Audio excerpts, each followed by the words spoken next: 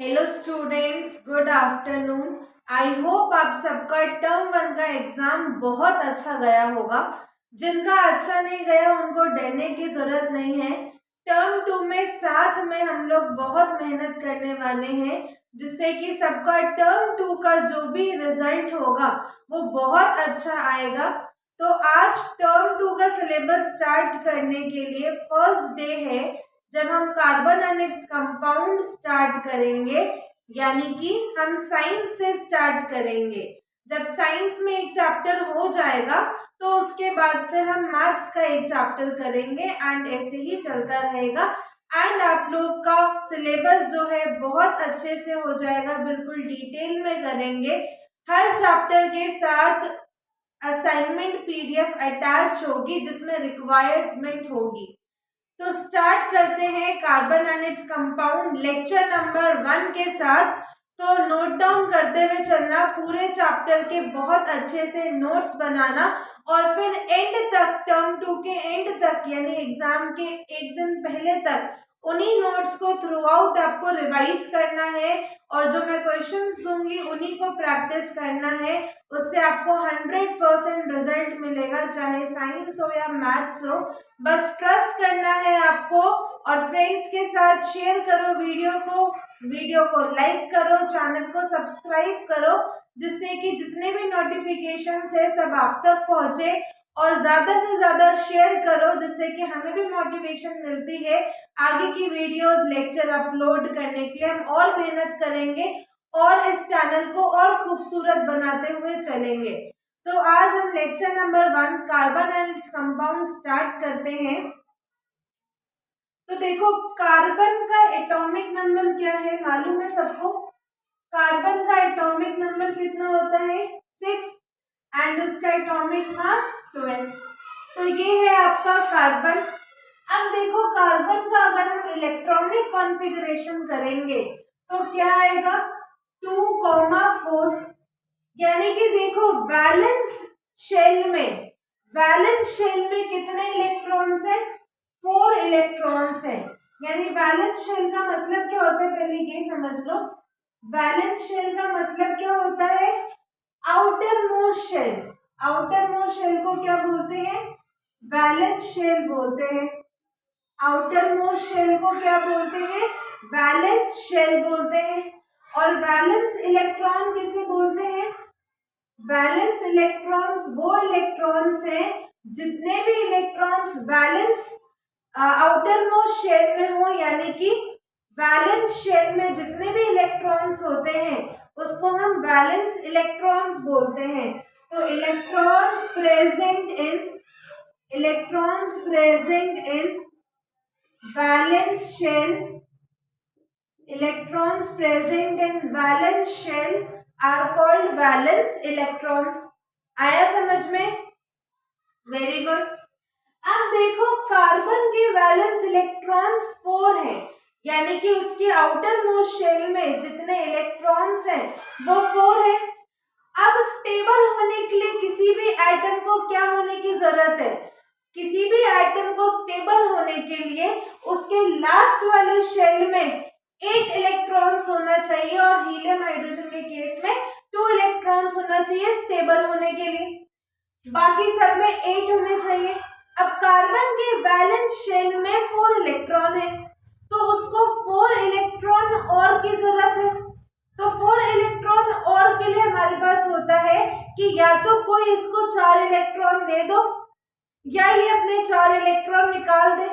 अब देखो, कार्बन का साइज कितना छोटा है कि सिर्फ 2 शेल्स है इसके अंदर। अगर मान लो इसने 4 इलेक्ट्रॉन लूज कर दिया तो देखो, सबसे पहले देखना कार्बन का स्ट्रक्चर कैसा होगा। ये उसका एटम होगा, ये उसके 2 इलेक्ट्रॉन्स के शेल में और एल शेल में उसके 4 इलेक्ट्रॉन। तो अभी देखो, इलेक्ट्रॉन्स कितने इसके पास? 6 है। और प्रोटॉन्स कितने हैं इसके पास? वो भी 6 है। मान लो कि ये 4 इलेक्ट्रॉन लूज कर दे। अब क्या किया इसने? 4 इलेक्ट्रॉन लूज कर दिया। 4 इलेक्ट्रॉन अगर ये लूज कर देगा तो देखो, इसका स्ट्रक्चर ऐसा बन जाएगा, ऐसा बन जाएगा। यानी कि सॉरी 4 इलेक्ट्रॉन लूज कर दिया ना तो उसका स्ट्रक्चर ऐसा बन जाएगा, यानी कि ये वाला शेल जो है वो गायब हो जाएगा। गायब नहीं होगा शेल, इलेक्ट्रॉन्स इसके चले जाएंगे। अब देखो इसके पास अब कितने इलेक्ट्रॉन्स बचे, 4 इलेक्ट्रॉन लूज करने के बाद अब कितने इलेक्ट्रॉन्स बचे, 2 इलेक्ट्रॉन्स बचे। और प्रोटॉन कितने होंगे, प्रोटॉन तो उतने ही होंगे जितने थे, क्योंकि इलेक्ट्रॉन लूज किया है, प्रोटॉन थोड़ी। तो प्रोटॉन कितने, 6। अब देखो न्यूक्लियस, पहले से ही एटम छोटा सा था, न्यूक्लियस बेचारे ने पहले 6 इलेक्ट्रॉन पकड़ रखे थे, अब वो बस 2 इलेक्ट्रॉन पकड़ के रख रहा है और 6 प्रोटॉन। तो क्या ये स्ट्रक्चर स्टेबल होगा, नहीं स्टेबल होगा, ये ऐसे ही डिस्ट्रॉय हो जाएगा। स्ट्रक्चर ही क्या हो जाएगा, कार्बन का डिस्ट्रॉय हो जाएगा। तो यानी कि आपका जो कार्बन का जो न्यूक्लियस है वो 2 इलेक्ट्रॉन और 6 प्रोटॉन को एक साथ हैंडल नहीं कर सकता, ठीक है, स्ट्रक्चर ही डिस्ट्रॉय हो जाएगा। तो ये केस था, अगर मान low carbon atom 4 electron lose करके C+4 केटायन बनने की कोशिश करेगा तो ये होगा, ठीक है। अगर कार्बन ज्यादा स्मार्टनेस दिखाएगा, 4 इलेक्ट्रॉन लूज करेगा तो C+4 केटायन बनने की कोशिश करेगा तो स्ट्रक्चर ही डिस्ट्रॉय हो जाएगा, ठीक है, यानी कि नॉट पॉसिबल, 4 इलेक्ट्रॉन लूज करना इज नॉट पॉसिबल। अब दूसरा केस देखते हैं, दूसरे केस में ये 4 इलेक्ट्रॉन, चलो इसको दिला के देखते हैं तो क्या होगा। अब हमने क्या किया, अब हमने दोबारा कार्बन एटम बनाया, ये बन गया कार्बन एटम, 2 के शेल में और 4 इलेक्ट्रॉन्स एल शेल में, ठीक है। अभी इलेक्ट्रॉन कितने इसके पास, 6 है, प्रोटॉन कितने इसके पास, 6 है। अब किसी ने बोला 4 इलेक्ट्रॉन इसको दिला के देखो, तो हमने इसमें +4 इलेक्ट्रॉन कर दिया, क्या कर दिया, +4 इलेक्ट्रॉन कर दिया। अब देखो क्या होगा, 4 इलेक्ट्रॉन हमने ऐड तो कर दिया लेकिन होगा क्या, कार्बन का 2 इधर और 4 थे इधर, हमने 4 और ऐड कर दिया, 4 और ऐड कर दिया। अब देखो इसके पास पहले से 6 इलेक्ट्रॉन थे, हमने 4 और ऐड कर दिया तो कितने हो गए, 10 electron, oh my God 10 electron. और प्रोटॉन कितने, प्रोटॉन 6 थे, 6 ही रहेंगे प्रोटॉन। अब देखो इतना छोटा एटम कार्बन का, सिर्फ 2 शेल थे, पहले ही 6 इलेक्ट्रॉन को पकड़ के रखना इतना चैलेंजिंग था, अब 10 इलेक्ट्रॉन को इतना छोटा कार्बन एटम कैसे पकड़ के रखेगा। न्यूक्लियस ने 6 प्रोटॉन पकड़ रखा था, 6 इलेक्ट्रॉन पकड़ सकता है, लेकिन 4 और एक्स्ट्रा ये पॉसिबल नहीं है इतने छोटे एटम के साथ कि वो 4 और ऐड करके C-4 एनायन बना ले, ये कार्बन बिल्कुल नहीं कर सकता, ये स्ट्रक्चर ही स्टेबल नहीं रहेगा, डिस्ट्रॉय हो जाएगा स्ट्रक्चर। यानी कि हमने देखा कि कार्बन ना ही 4 इलेक्ट्रॉन ले सकता है, यानी कि ना ही C-4 एनायन बन सकता है, ना ही 4 इलेक्ट्रॉन लूज कर सकता है, यानी ना ही C+4 एटायन बन सकता है। तो अब क्या करे वो, है ना ही शेयर, ना ही लूज कर सकता है, ना ही गेन कर सकता है, तो वो करे तो क्या करे, ठीक है, करे तो क्या करे, इतना नोट करो, नोट करते हुए चलना, परफेक्ट नोट्स बनेंगे और लास्ट मोमेंट तक इन्हीं को रिवाइज करोगे।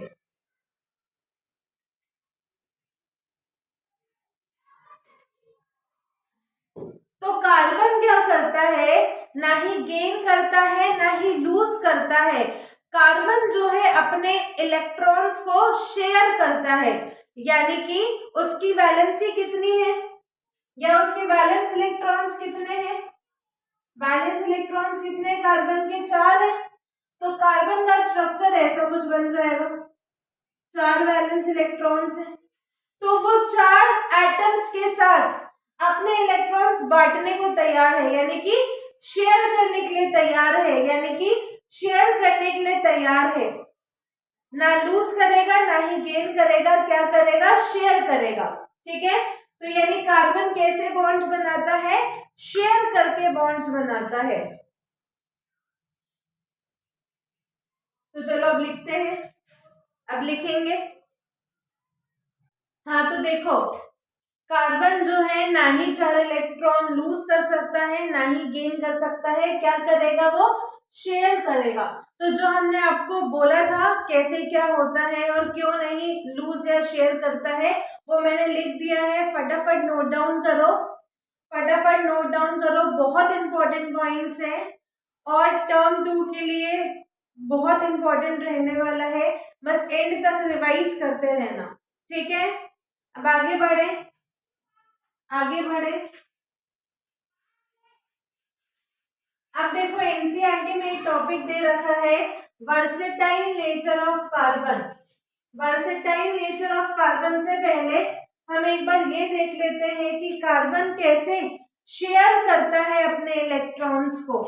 तो देखो शेयरिंग ऑफ इलेक्ट्रॉन्स हम देखते हैं, क्योंकि आपके कुछ कुछ स्ट्रक्चर एनसीईआरटी में दे रखे हैं, इसलिए हम एक बार उनको करके देखते हैं। अब देखो आपको ये एनसीईआरटी में लिखा हुआ है कि कार्बन तो करता ही है, साथ साथ कुछ और एटम भी हैं जो कि शेयर करते हैं अपने आउटर मोस्ट इलेक्ट्रॉनिक कॉन्फ़िगरेशन को अचीव करने के लिए या स्टेबल होने के लिए। तो वैसे ही सेम हाइड्रोजन भी करता है।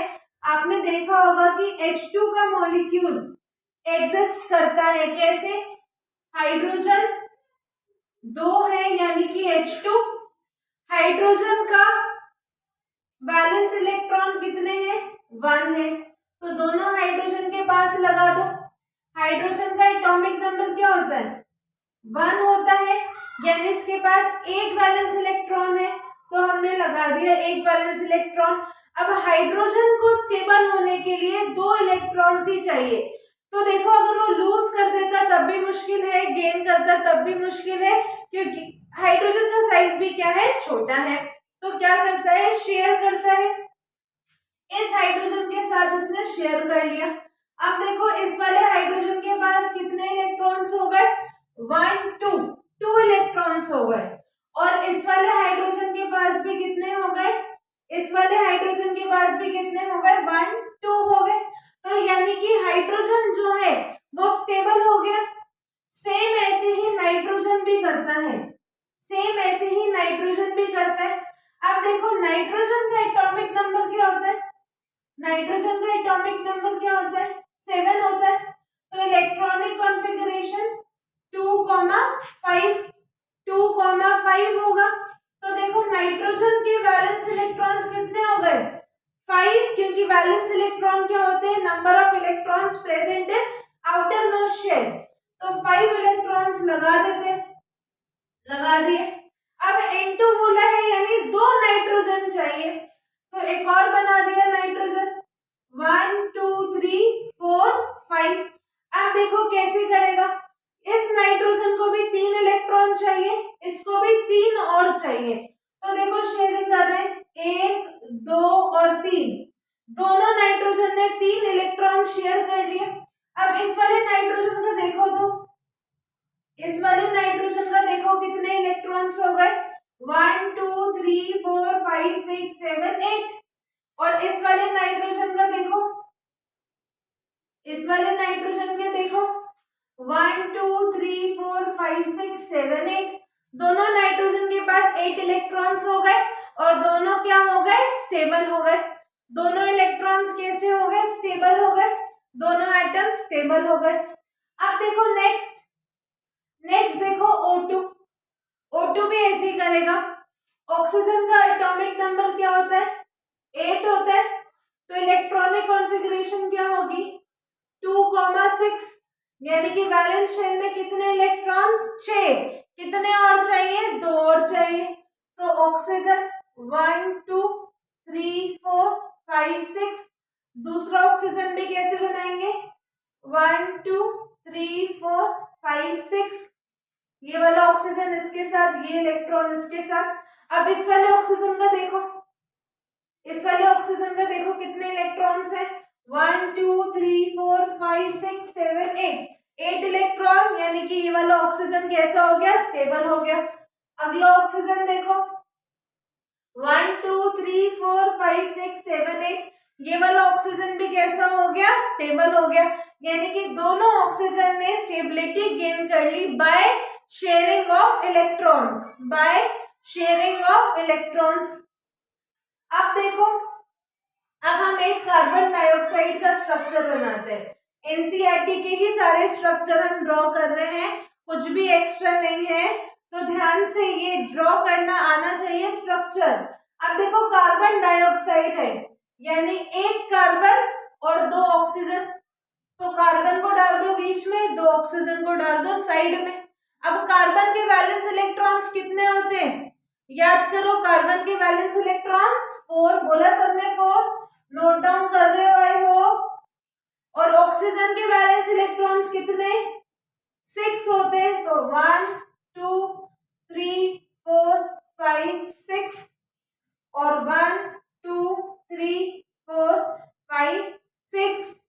अब ये देखो इसके साथ बॉन्ड, ये इसके साथ, ये इसके साथ बना रहा है, ये इसके साथ। अब बीच में जो कार्बन है उसका देखते हैं कि इसकी स्टेबिलिटी अचीव हुई कि नहीं हुई। तो ऐसे किया है इसने, तो 1 2 3 4 5 6 7 8, 8 आ गए, स्टेबल हो गया। ये ऑक्सीजन देखो 1 2 3 4 5 6 7 8, ये ऑक्सीजन भी स्टेबल। ये ऑक्सीजन देखो 1 2 3 4 5 6 7 8, ये ऑक्सीजन भी स्टेबल और CO2 का स्ट्रक्चर रेडी हो गया। CO2 का स्ट्रक्चर क्या हो गया, रेडी हो गया। अब नेक्स्ट मुझे बना के दिखाओ CH4 का।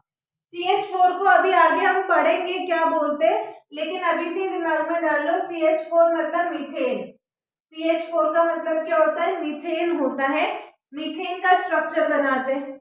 समझ में आ रहा है, कोई भी डाउट हो कमेंट करना, विद इन 1 डे आपको रिप्लाई मिल जाएगा, विद इन 1 डे रिप्लाई मिल जाएगा। कमेंट करना अपने डाउट जरूर, फ्रेंड्स के साथ वीडियो को शेयर करना, चैनल को सब्सक्राइब करना। लेक्चर नंबर 2 आएगा तो सबसे पहले आपको नोटिफिकेशन मिलेगी। तो अभी लेक्चर नंबर 1 चल रहा है, कल आपको lecture number 2 same channel dream CBSE पे मिलेगा। तो ज्यादा से ज्यादा चैनल को लाइक करो, शेयर करो, सब्सक्राइब करो और नोट डाउन करो एक एक पॉइंट, आपके एग्जाम के लिए बहुत इंपॉर्टेंट है। डिटेल में पढ़ रहे हैं और आपको असाइनमेंट भी हर लेक्चर के PDF में अटैच मिलेगी, जहां पे असाइनमेंट की जरूरत है।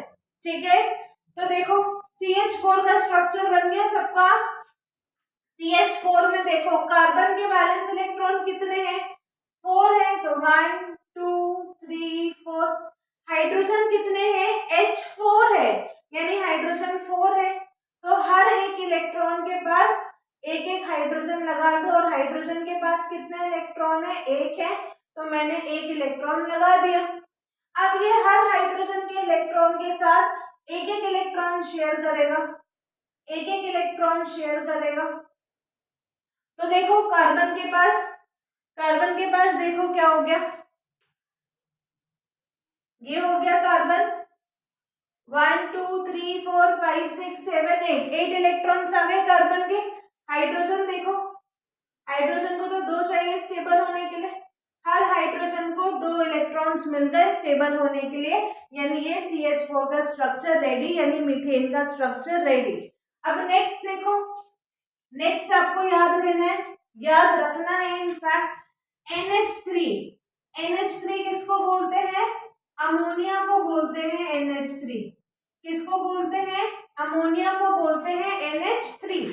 तो देखो नाइट्रोजन के वैलेंस इलेक्ट्रॉन्स कितने हैं, सिखाया था, नाइट्रोजन के वैलेंस इलेक्ट्रॉन्स 5 थे, तो 1 2 3 4 5 लगा दिए। अब कितने हाइड्रोजन है इसके साथ, H3 है, यानी 3 हाइड्रोजन, तो एक हाइड्रोजन इधर, एक हाइड्रोजन इधर और एक हाइड्रोजन इधर। ठीक है, तो ये देखो इसके साथ इसने बॉन्डिंग की, इसके साथ शेयरिंग कर ली और इस हाइड्रोजन के साथ भी शेयरिंग कर ली। अब काउंट करते हैं सबके इलेक्ट्रॉन्स, काउंट करते हैं सबके इलेक्ट्रॉन्स। तो देखो नाइट्रोजन ये है नाइट्रोजन, काउंट करो इलेक्ट्रॉन्स 1 2 3 4 5 6 7 8। हाइड्रोजन की काउंट करो, इसके पास 2, इसके पास 2 और इसके पास भी 2। तो NH3 यानी अमोनिया का स्ट्रक्चर रेडी। अमोनिया और मीथेन का फॉर्मूला भी याद रखोगे, ठीक है, बहुत इंपॉर्टेंट है। स्ट्रक्चर आ गया बनाना, स्ट्रक्चर आ गया बनाना, तो PDF में कुछ और स्ट्रक्चर पे अटैच्ड होंगे, उनको भी प्रैक्टिस करना। इतने सफिशिएंट है, वैसे NCERT में भी इतने ही कवर किए हैं। और स्ट्रक्चर्स के लिए मैं आपको लिख दूंगी, ट्राई योरसेल्फ, ट्राई करना। डाउट आए तो जरूर बताना, ठीक है। मेजर डाउट होगा तो एक नया वीडियो बना लेंगे उसके ऊपर। ऑलराइट, चलो नेक्स्ट आगे बढ़ते। अब देखो इसके बाद आता है नेक्स्ट टॉपिक। इसके बाद नेक्स्ट टॉपिक आता है versatile nature of carbon. Versatile nature of carbon यानी कि कैसा नेचर है कार्बन का, कैसा नेचर है कार्बन का। तो वर्सेटाइल नेचर है। अब देखो उसमें क्या होता है, वर्सेटाइल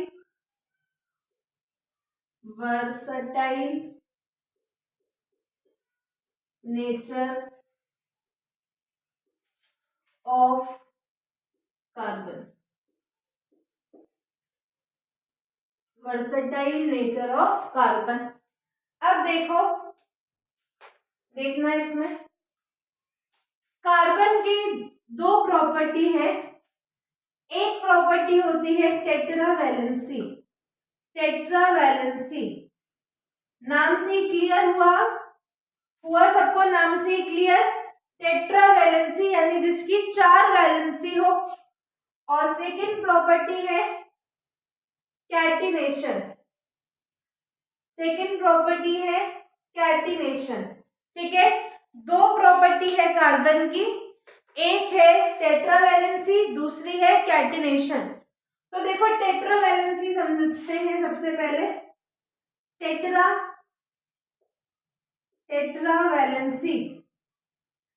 टेट्रावैलेंसी देखो कार्बन का एटॉमिक नंबर क्या है, कार्बन का एटॉमिक नंबर 6 है।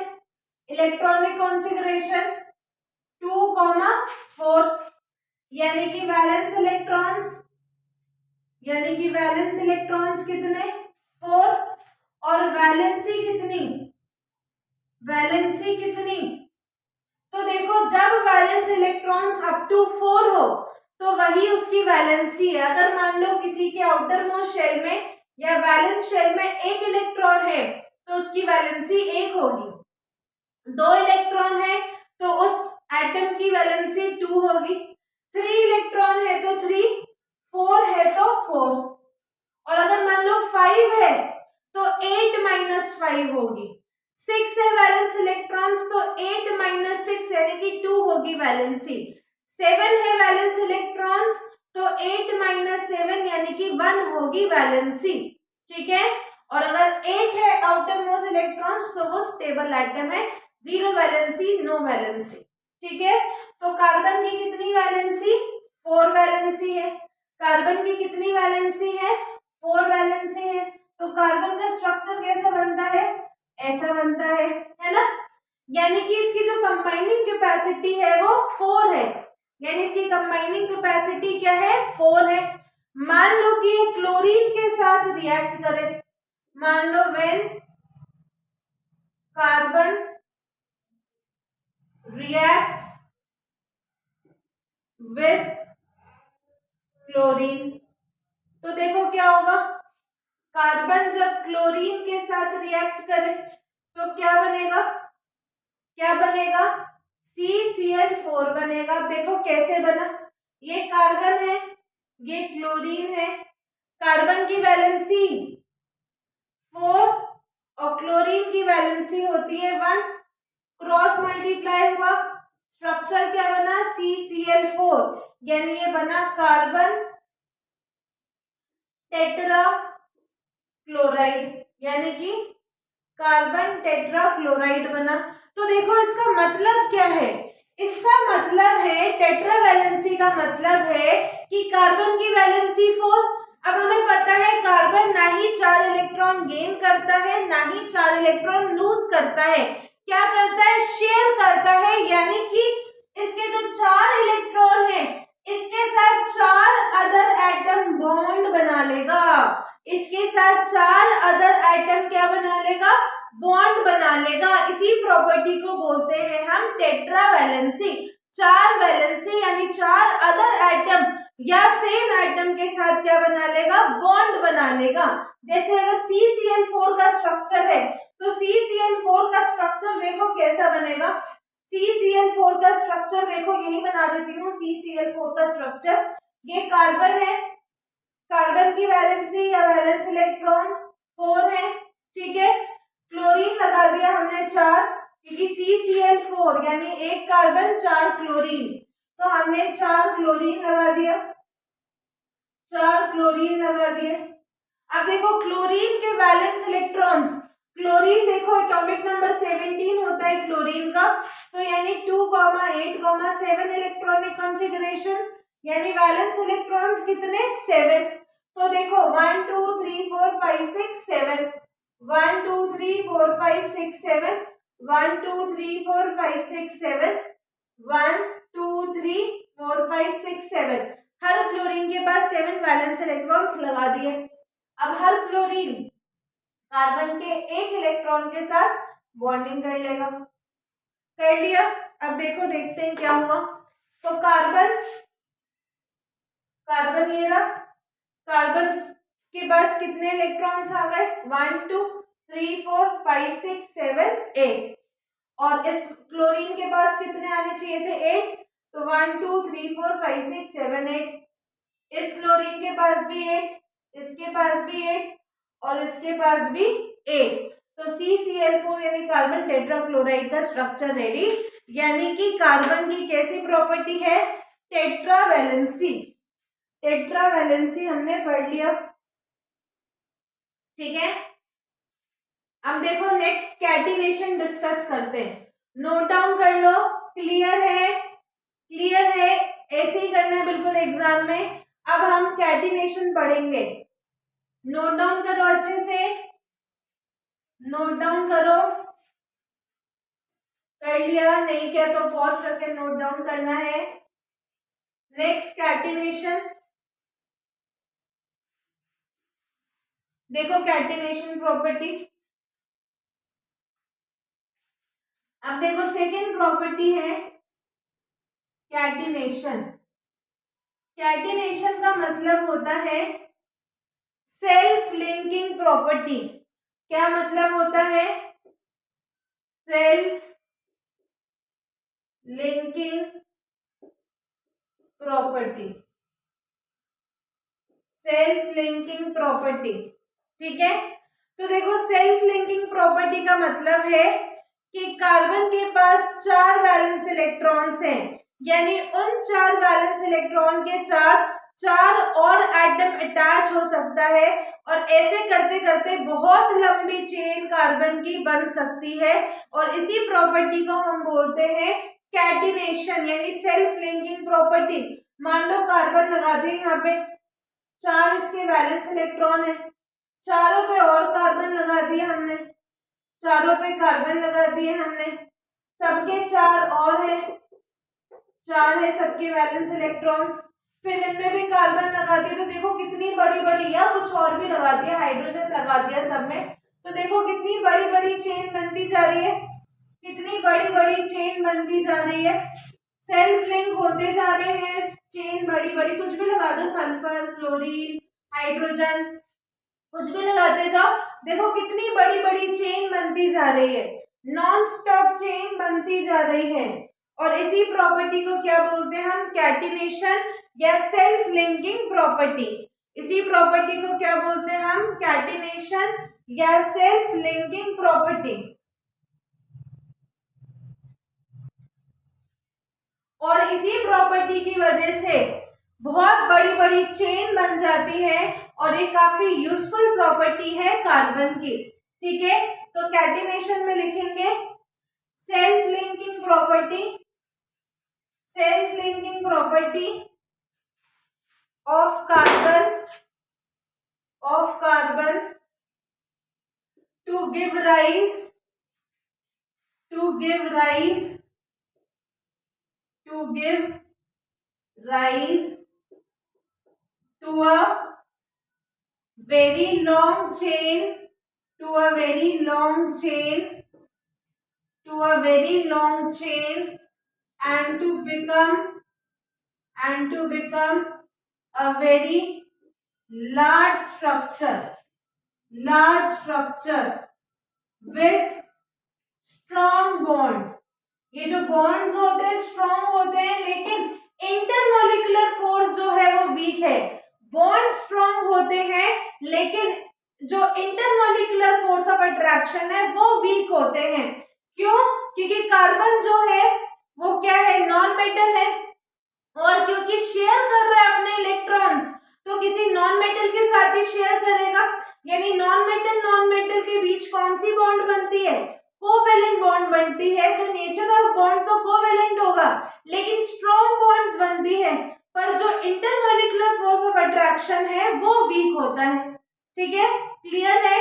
तो कैटिनेशन पढ़ लिया, टेट्रावैलेंसी पढ़ लिया, दो टॉपिक्स हमने पढ़ लिया किसके अंदर, वर्सेटाइल नेचर ऑफ कार्बन के अंदर।